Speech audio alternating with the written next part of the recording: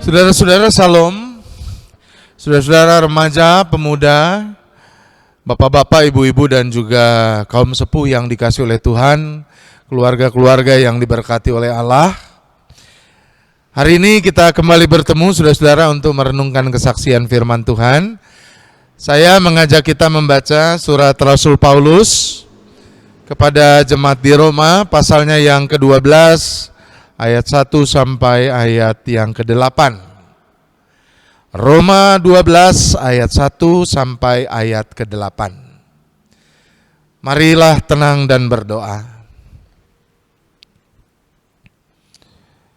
Kepadamu ya Allah yang akbar kami datang ya Bapa, mengagumi berbagai karunia dan juga berkat-Mu yang mengalir dalam keluarga-keluarga kami. Saat ini kami datang dengan penuh kerinduan untuk kembali mengalami lawatan Tuhan melalui kebenaran firman-Mu yang sangat kami rindukan. Karenanya kuasai kami dengan Roh Kudus-Mu, sehingga dalam keterbatasan kami dimampukan, di dalam kelemahan kami dikuatkan. Biarlah firman-Mu saat ini dapat betul-betul kami camkan, kami hadirkan dalam kehidupan kami. Dalam nama Tuhan Yesus kami berdoa. Amin. Roma 12 ayat 1 sampai 8, begini bunyi kesaksian firman Tuhan. Karena itu, saudara-saudara, demi kemurahan Allah, aku menasihatkan kamu supaya kamu mempersembahkan tubuhmu sebagai persembahan yang hidup, yang kudus dan yang berkenan kepada Allah. Itu adalah ibadahmu yang sejati. Janganlah kamu menjadi serupa dengan dunia ini, tetapi berubahlah oleh pembaharuan budimu, sehingga kamu dapat membedakan manakah kehendak Allah, apa yang baik, yang berkenan kepada Allah, dan yang sempurna. Berdasarkan kasih karunia yang dianugerahkan kepadaku, aku berkata kepada setiap orang di antara kamu, janganlah kamu memikirkan hal-hal yang lebih tinggi daripada yang patut kamu pikirkan. Tetapi hendaklah kamu berpikir begitu rupa sehingga kamu menguasai diri menurut ukuran iman yang dikaruniakan Allah kepada kamu masing-masing. Sebab sama seperti pada satu tubuh kita mempunyai banyak anggota, tetapi tidak semua anggota itu mempunyai tugas yang sama. Demikian juga kita, walaupun banyak adalah satu tubuh di dalam Kristus, tetapi kita masing-masing adalah anggota yang seorang terhadap yang lain. Demikianlah kita mempunyai karunia yang berlain-lainan menurut kasih karunia yang dianugerahkan kepada kita. Jika karunia itu adalah untuk bernubuat, baiklah kita melakukannya sesuai dengan iman kita.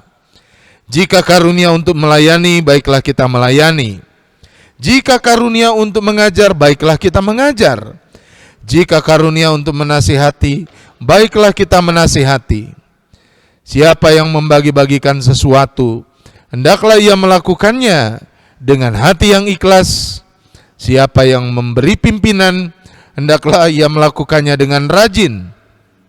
Siapa yang menunjukkan kemurahan, hendaklah ia melakukannya dengan sukacita. Amin. Sampai sedemikian jauh pembacaan kesaksian firman Tuhan. Berbahagia setiap kita yang mendengarkan firman Tuhan dan memeliharanya di dalam kehidupan. Saudara, dosen liturgika kami, ya, jadi liturgika itu saudara adalah cabang konsentrasi dari ilmu teologi yang memang secara khusus mendalami soal peribadahan. Jadi kita kemudian belajar mengenai makna, penghayatan ibadah, model ibadah, gaya yang bisa dihadirkan saudara-saudara di dalam ibadah, dan juga hal-hal lain seputar ibadah. Nah saudara, yang tidak lupa dikatakan oleh dosen liturgika kami pada saat kami sekolah teologi adalah, dia selalu mengatakan bahwa ibadah itu adalah miniatur kehidupan kita. Jadi saudara-saudara, ibadah itu sesuatu yang tidak boleh berhenti di ruang gereja, di ruang kebaktian. Karena selanjutnya bentuk yang lebih besar, miniaturnya di ruang kebaktian, tapi yang lebih besar saudara adalah kehidupan kita sehari-hari. Itulah ibadah yang benar, saudara-saudara. Contohnya begini, saudara-saudara. Misalnya kita bicara soal votum dan salam. Votum dan salam itu, saudara-saudara, kan artinya kita berikrar, berjanji bahwa kalaupun kita hidup dan menjalani berbagai tanggung jawab, itu terjadi karena pertolongan Tuhan yang menjadikan langit dan bumi. Kita menjalani kehidupan kita dan tanggung jawab yang ada di dalamnya sungguh adalah karena kasih karunia dari Allah. Karenanya saudara-saudara, kalau ibadah di gedung gereja, di ruang kebaktian ini, kita lanjutkan saudara di tengah kehidupan kita secara nyata, maka jelas orang tidak akan menyia-nyiakan saudara-saudara kehidupannya. Dia tidak akan sembarangan, dia akan sangat hati-hati. Agar hidupnya saudara-saudara betul-betul mencerminkan hidup yang diberkati Allah. Hidup yang merupakan kasih karunia Allah. Hidup yang berharga itu. Atau hal yang sama saudara-saudara, kita bisa pelajari dari pengakuan iman. Nah, ini beberapa waktu yang lalu sempat kita bahas juga dalam kebaktian rumah tangga. Di ruang kebaktian saudara-saudara, kita berdiri dengan badan yang tegap, suara yang lantang, kita ungkapkan saudara.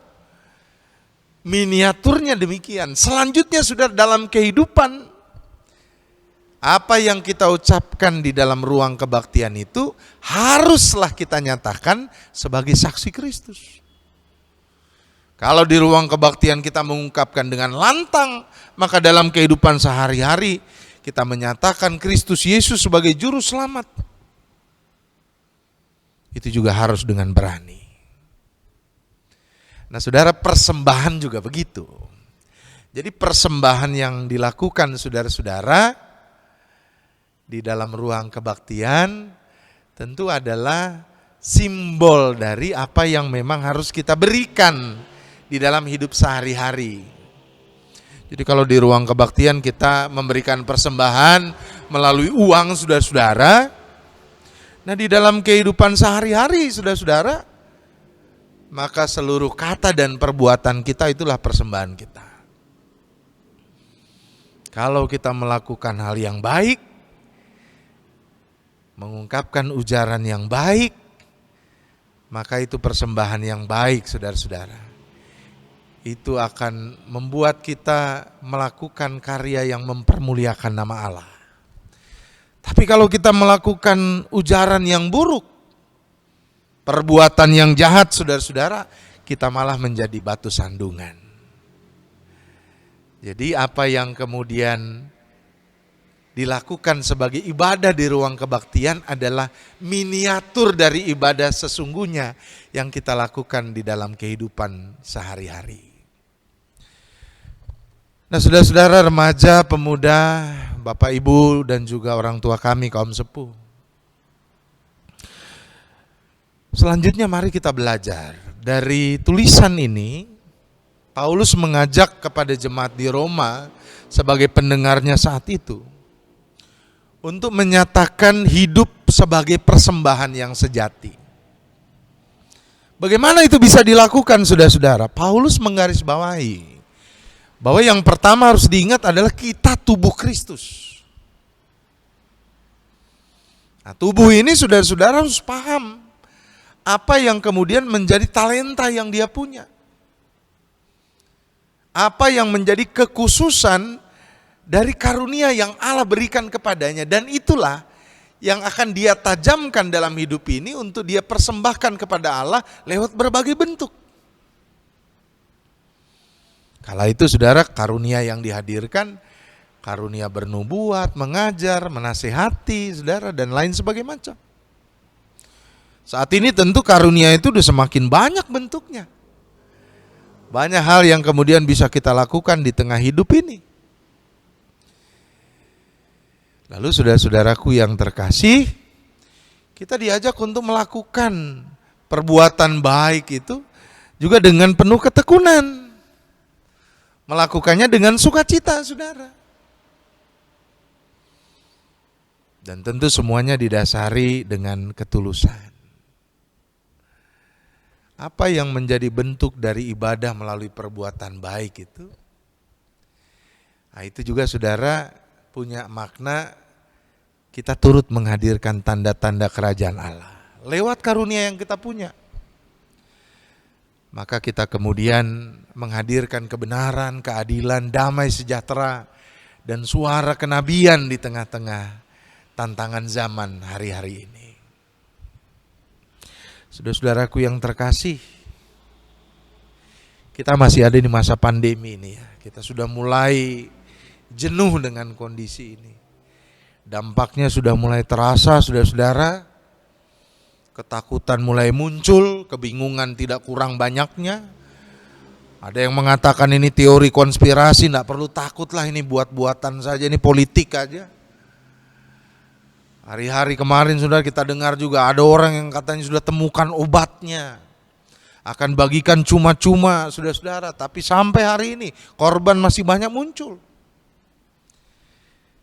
Konteksnya hari ini pandemi corona. Dan hari ini saudara kita diajar untuk memberikan persembahan kita.